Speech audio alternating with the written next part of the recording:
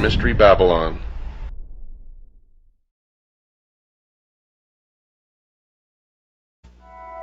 Another symbol that needs to be analyzed is the star. On the page opposite page 124 in Mackey's Encyclopedia is a drawing illustrating the symbols of Freemasonry. Included in the 20 or so Masonic symbols is a drawing of a shooting star. Now, it can be fairly claimed that a blazing or shooting star would be one that was on the move inside the universe. One of the directions it could move would be, of course, towards the earth. If it was moving towards the earth, it could be called a falling star. But we know that most falling stars are actually meteors and not stars at all. Lucifer, however, is a fallen angel according to Isaiah, an Old Testament prophet who wrote this in Isaiah chapter 14, verse 12. Quote, "How art thou fallen from heaven, O Lucifer?" Unquote. Now, folks, notice that Isaiah also said that Lucifer fell from heaven, and other parts of the Bible report that he fell to the earth. So it is conceivable that the symbol of the falling or blazing star could be a symbol of Lucifer. A variety of authors have used their writings to discuss the star as a symbol. Professor Adam Weishaupt, the founder of the Bavarian Illuminati, was one who explained what he considered the star to be a symbol of. Listen closely. Quote, "The flaming star is the torch of reason," unquote. Mr. Mackey wrote that the star, quote, "was a symbol of God," unquote. He then connected the blazing star to another symbol when he wrote, quote, "The blazing star refers us to the sun," unquote. And then he connected it with the secret initiation ceremonies inside the Masonic Lodge. Quote, "In the fourth degree of the same rite, the Scottish rite of Freemasonry, the blazing star is again said to be a symbol of the light of divine providence pointing out the way of truth," unquote. And Mr. Hutchins, the Masonic writer who has authored the recent book on Masonry, further interpreted the symbol of the star thusly. Quote, "The star as a type of the myriad suns that light other countless systems of worlds is an emblem of that Masonic light in search of which every Mason travels, the correct knowledge of the deity and of his laws that control the universe," unquote. Now, closely allied with the symbol of the star is the symbol of the sun. Albert Pike identified it with the worship of the past in this collection of quotes from his writings, and pay close attention. Quote, "The worship of the sun became the basis of all the religions of antiquity," unquote. Quote, "Thousands of years ago, men worshipped the sun. Originally, they looked beyond the orb to the invisible God. They personified him as Brahma, Amun, Osiris, Baal, Adonis, Malkarth, Mithras, and Apollo. Krishna is the Hindu sun god," unquote. Quote, "The Gauls worshipped the sun under the name of Belin or Belinus," unquote. Quote, "The sun is the ancient symbol of the life-giving and generative power of the deity. The sun was his manifestation and visible image," unquote. Quote, "The sun is the hieroglyphical sign of truth because it is the source of light," unquote. So Mr. Pike identified the sun as a symbol of a deity that should be worshipped. He chose to capitalize the first letter in the word, the S, as one would in recognizing the name of a deity. And if you've been listening to this series, you already know that, of course, it was. Albert Mackey repeated Mr. Pike's contentions with comments like these about sun worship. Quote, "It was the oldest and by far the most prevalent of all the ancient religions. Eusebius says that the Phoenicians and the Egyptians were the first who ascribed divinity to the sun. Hardly any of the symbols of Masonry are more important in their signification or more extensive in their application than the sun as the source of material light. It minds the Mason of that intellectual light of which he is in constant search." The sun is then presented to us in Masonry, first as a symbol of light, but then more emphatically as a symbol of sovereign authority. Unquote. So, folks, the sun was a symbol of something that only the believers in the religion known as the ancient mysteries understood. These believers, called adepts, certainly knew that the people would not accept their mystery religion, so they had to conceal it from them. So the task became one of creating a religion around a belief that they knew the people would accept because it would make some sense, at least as far as the adepts would explain it. But their basic purpose was to create a popular religion as a cover for their secret worship. The secret religion would be built around a belief in the sun. The sun would be a perfect thing to build a religion around because of its basic nature. It is very visible and has a very important role in man's life. It rises in the morning, it appears to be born and then sets during the evening. It appears to die and then appears to be born again the next morning. It also appears to wander in the sky, setting further north or south each night. It then returns back to any given position twice each year. So the sun appears to have a major birth or death twice each day and twice each year. It would, of course, be very easy for the adepts to explain to the people that only something bigger than mankind, a god, had the ability to die and come back to life.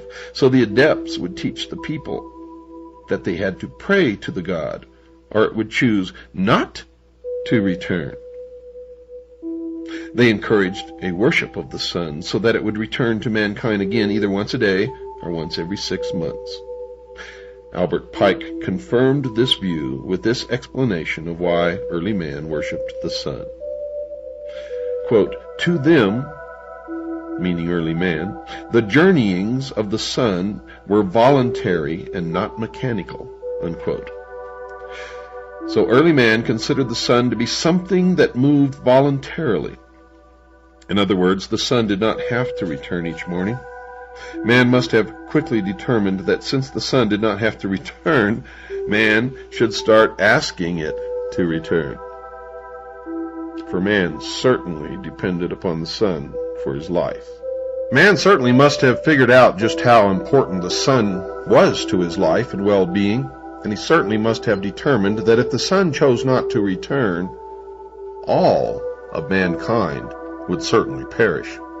So it was an easy jump from a belief that the necessary sun was an entity that chose to move across the daytime sky to a belief that it would return only if man prayed to it to return. But folks, there's something even more interesting to be considered that Pike didn't explain with that comment. Obviously, to make the new religion work, the believers would have to be able to predict the movements of the sun. It wouldn't be too long before some of the common people would start noticing that the sun was neither an actual being nor a god to be worshipped, but something that moved according to precise laws. Now, if the common people figured that out, they would not need the adepts who had computed the sun's periodic cycles. So, to keep their power intact, they would teach the people that if they did not accommodate their wishes, they would make certain that the sun did not return. They could even predict, as their measurements became more sophisticated, the exact time and date when the moon would go between the sun and the earth, causing the sun to disappear. They could then fool the people into believing that they were the cause of the disappearance. They could then, of course, explain to the people that if they did not continue to pay them sort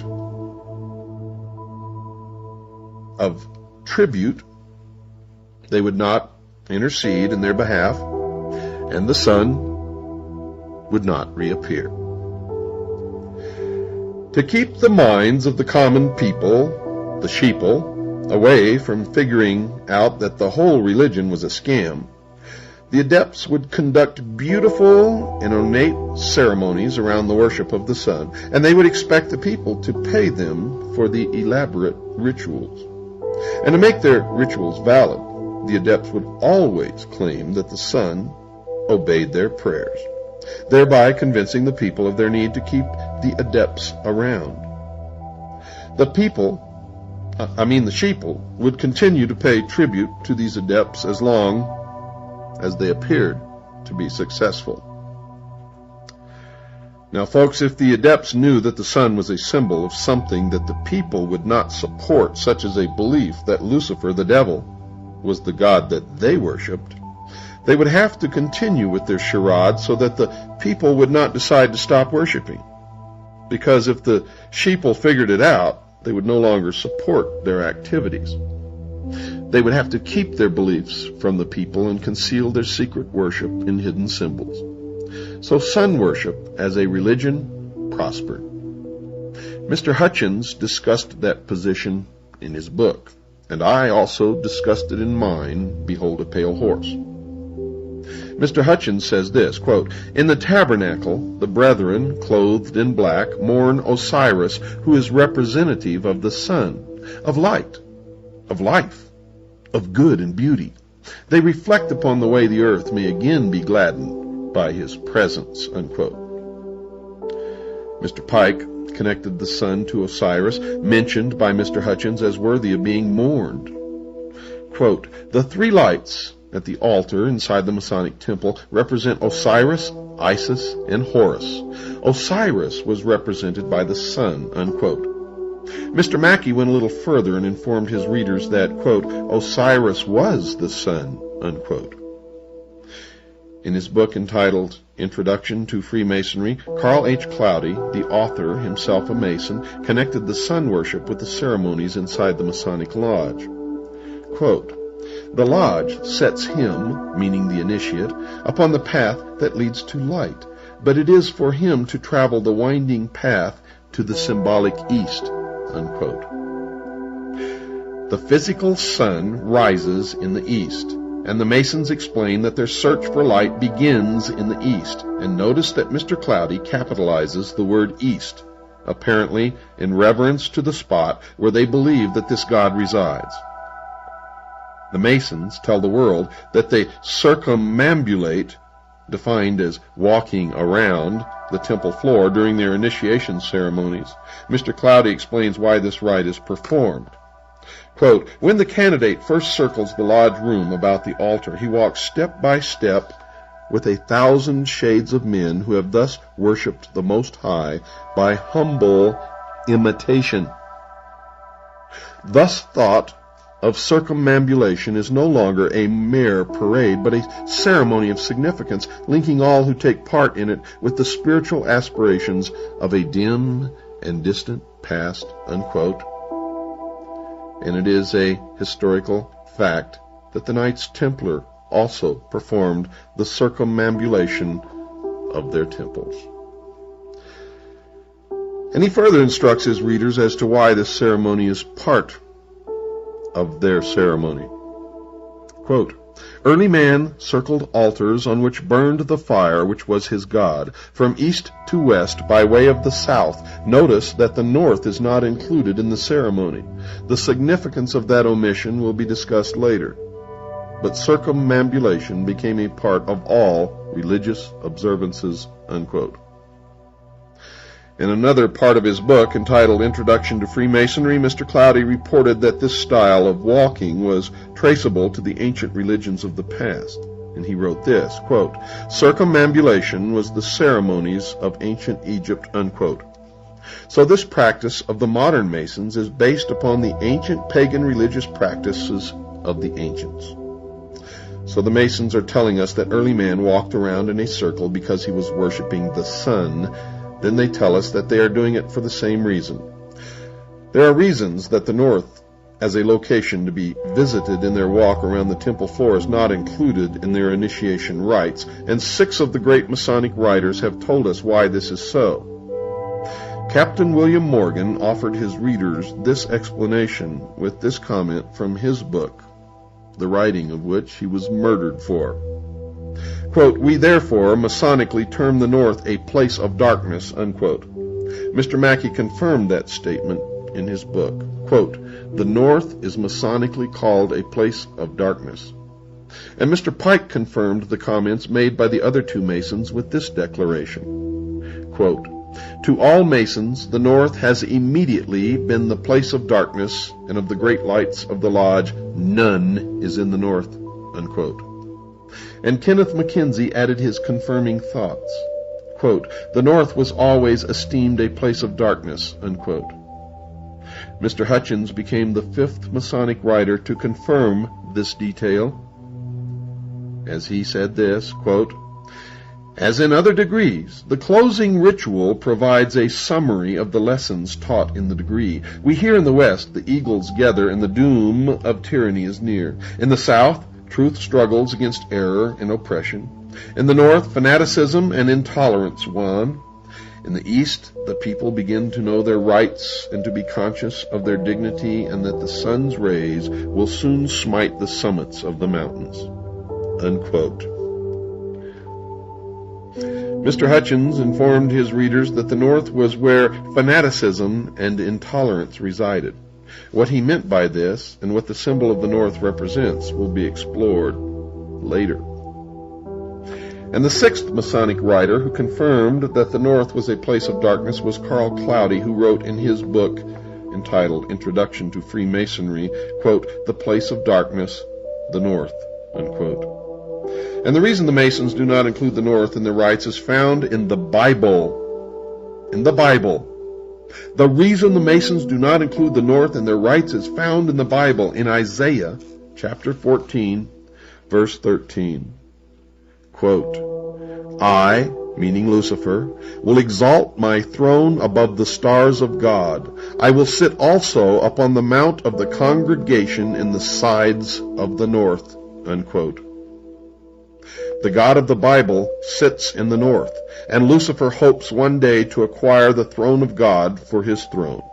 But until then, the north is a place of darkness. But while the north is an excluded territory, the east is the place of light and is to be revered. Mr. Hutchins tells his readers why that is so. Quote, "The east, the source of light and thus knowledge," unquote. Albert Mackey quotes Etienne Francois Bazat, a French Masonic writer, in his encyclopedia. Quote, "The veneration which the Masons have for the East bears a relation to the primitive religion whose first degeneration was sun worship," unquote. Rex Hutchins then tells his readers that the Masons deploy lights around the lodge room during the initiation ceremony for the 25th degree, called the Night of the Sun, and he writes, quote, "The ceiling should be decorated to represent the heavens with the moon, the principal planets and the constellations Taurus and Orion. A single powerful light, a great globe of glass representing the sun, is in the south. In a physical sense, the greater light comes from the sun, and the transparencies provide lesser light. Symbolically, the sun, or great light, is the truth, and the lesser lights are man's symbolic representation of truth," unquote. Mr. Mackey further discusses this rite of circumambulation, as he calls it, in his encyclopedia. He says that the rite, quote, "exists in Freemasonry. The people always walked 3 times round the altar while singing a sacred hymn. In making this procession, great care was taken to move in imitation of the course of the sun," unquote. He then assisted the reader with understanding this practice in the Masonic temples. Quote, "This rite of circumambulation undoubtedly refers to the doctrine of sun worship," unquote. However, in another of the books that he wrote, Mr. Mackey directly states that the rite is connected to sun worship. This is what he wrote in a book entitled Manual of the Lodge. Quote, "The circumambulation among the pagan nations referred to the great doctrines of Sabaism or sun worship," unquote. Sabaism is defined by Mr. Mackey in his encyclopedia as, quote, "Sabaism, the worship of the sun, moon, and stars, the host of heaven. It was practiced in Persia, Chaldea, India, and other Oriental countries at an early period in the world's history," unquote. He then added this rather cryptic comment, quote, And although the dogma of sun worship does not, of course, exist in Freemasonry, we find an allusion to it in the rite of circumambulation, which it preserves, unquote. Now one can understand what Mr. Mackey meant by that comment. The Masons do not worship the sun. They worship the sun with a capital S. So he was telling the truth, but concealing it in a symbolic language, for he wrote sun with a small s. You have to understand the symbology of the mystery schools, or you will never understand anything, dear listeners.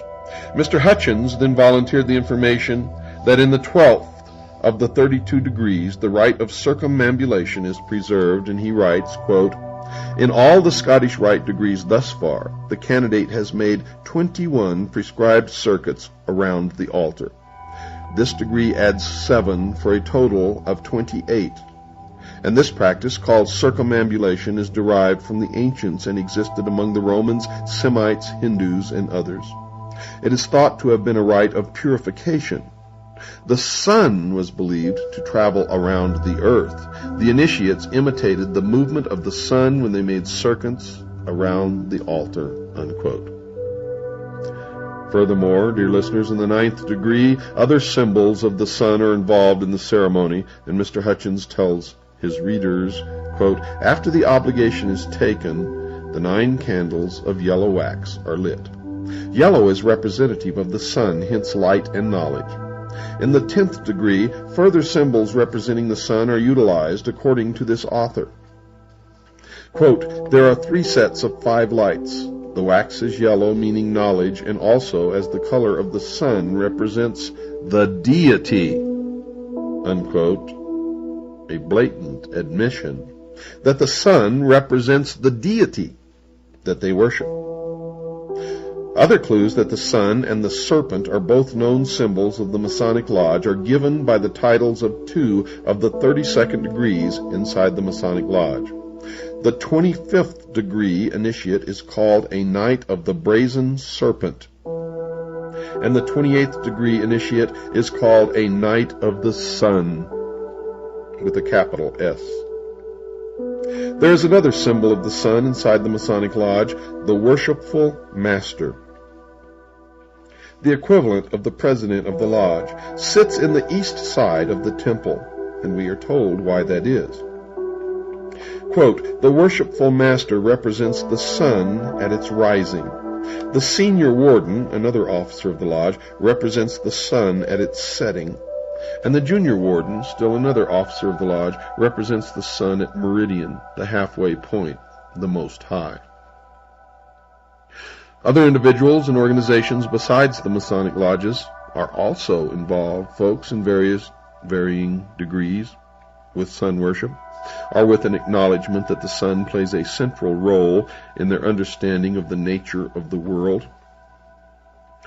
Elizabeth Clare Prophet has been described as being a leader in the New Age movement, as she has written this in a newsletter she publishes called The Coming Revolution. Quote, the healing of the nations begins with the healing of ourselves. We must draw forth from the great central sun that eternal light with which we were anointed from the beginning, unquote. Adolf Hitler, I'm sure you've heard of him, the head of the German government prior to and during World War II, and who was directly responsible for the murder of over 50 million people, was also a sun worshiper. Very early in his life, he joined a secret organization called the Thule Society. And 40 years after the war, some historians are finally delving into its strange beliefs. 2 of these writers, Michael Bertrand and Jean Angelini, have produced a book entitled The Occult and the Third Reich.